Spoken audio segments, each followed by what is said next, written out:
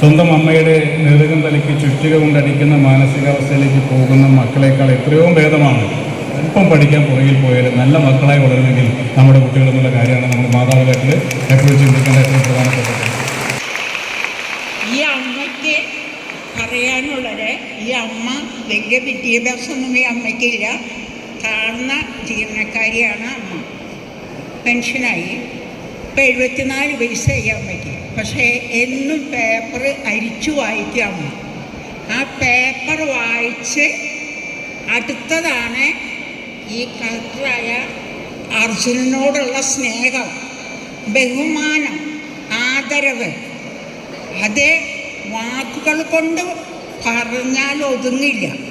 എന്താണെന്ന് വെച്ചാൽ പ്രായമായ അമ്മമാരോടും പെരുമാറ്റം, സംസാര രീതി, അതേപോലെ തന്നെ അംഗവൈകല്യമുള്ള മക്കളോട്, അതേപോലെ ഓരോ മേഖലകൾ എടുത്തു പറയാനാണെങ്കിൽ നമ്മൾക്ക് ഇന്നത്തെ ദിവസം മതിയാവില്ല എന്ന് ഈ അമ്മയ്ക്ക് തോന്നുന്നത്. അതുകൊണ്ട് ഞാൻ 2 വാക്കിന് വേണ്ടി ഇവരോട് സമയം ചോദിച്ചത്. ഇവിടെ ഇരിക്കണ എല്ലാ എൻ്റെ പേരക്കുട്ടികളുടെ പ്രായമുള്ളൂ. അവർ പഠിച്ചു ഉന്നതയിൽ എത്തുമ്പോൾ ഈ സാറിനെ പോലെ പാവങ്ങളെയും രോഗികളെയും കാണാതെ നിങ്ങൾ പോകരുത് മക്കളെ. അതാണ് ഏറ്റവും വലിയ ദൈവാനുഗ്രഹം. നമ്മളുടെ ഗുരു മാതാപിതാക്കളാണ്. ഇന്നത്തെ മക്കൾക്ക് അതില്ല എന്ന് തന്നെ പറയാം. അതേപോലെ ഈ വേദിയിലുള്ള മന്ത്രിയോട്, നമ്മുടെ തൃശ്ശൂർ ജില്ല മന്ത്രിയോട് ഒരു അഭ്യർത്ഥനയുണ്ട്. ഈ അമ്മയ്ക്ക്, അമ്മയുടെ കാലം കഴിഞ്ഞാലും ഒരിക്കൽ കൂടി ഈ തൃശ്ശൂരിൻ്റെ മണ്ണിലേക്ക് ഈ നല്ല മകനായ അർജുൻ പാണ്ഡ്യനെ തിരിച്ചു കൊണ്ടുവരണമെന്ന് അപേക്ഷിച്ചിട്ടുണ്ട്.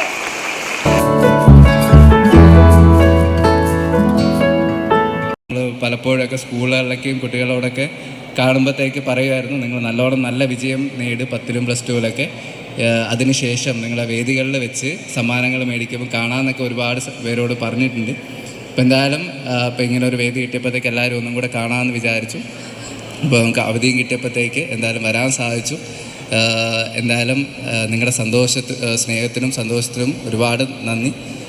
നേരത്തെ പറഞ്ഞ പോലെ തന്നെ ഇവിടെ വരാൻ എപ്പോഴും സന്തോഷമാണ്. അതിനേക്കാളും നിങ്ങളെയൊക്കെ പ്രിയപ്പെട്ട കുട്ടികളെ എല്ലാവരും ഒരുപാട് മിസ് ചെയ്യുന്നുണ്ട്.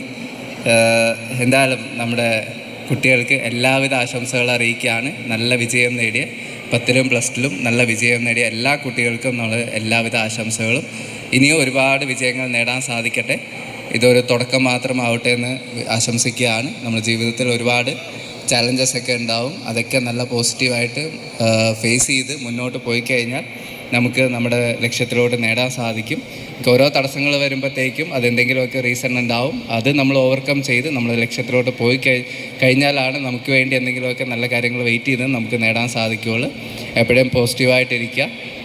നല്ല ഫുൾ A+ കിട്ടിയവരും അല്ലാത്തവരും, വിജയിച്ചവരും വിചാരിച്ചത്ര വിജയം നേടാത്തവരും എല്ലാവർക്കും അഭിനന്ദനങ്ങൾ. നമുക്കിപ്പം ഇതിലിപ്പോൾ വിചാരിച്ചത്ര നേടിയിട്ടില്ലെങ്കിൽ നമുക്ക് മുമ്പിൽ ഒരുപാട് വിജയങ്ങൾ നമുക്ക് മുമ്പിൽ വെയിറ്റ് ചെയ്യുന്നുണ്ടാവും.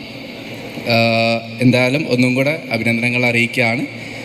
കൂടാതെ തന്നെ ഇവിടെ എത്തിയിട്ടുള്ള കുട്ടികൾക്കും എല്ലാവർക്കും, പാരൻസിനും ടീച്ചേഴ്സിനും, പ്രത്യേകിച്ച് മാതൃഭൂമി ഇങ്ങനെ ഒരു വേദി ഒരുക്കിയ മാതൃഭൂമിക്കും നന്ദി അറിയിക്കുകയാണ്. എല്ലാവർക്കും all the best. Thank you so much. ആദ്യം തന്നെ മാതൃഭൂമി തികച്ചും മാതൃകാപരമാണ്. കാരണം എല്ലാ വർഷവും മുടങ്ങാതെ രാജ്യത്തിൻ്റെ വികസന ശില്പികളെ വാർത്തെടുക്കാൻ മുൻകൈയെടുക്കുന്ന മാതൃഭൂമി തികച്ചും മാതൃകാപരമാണ്.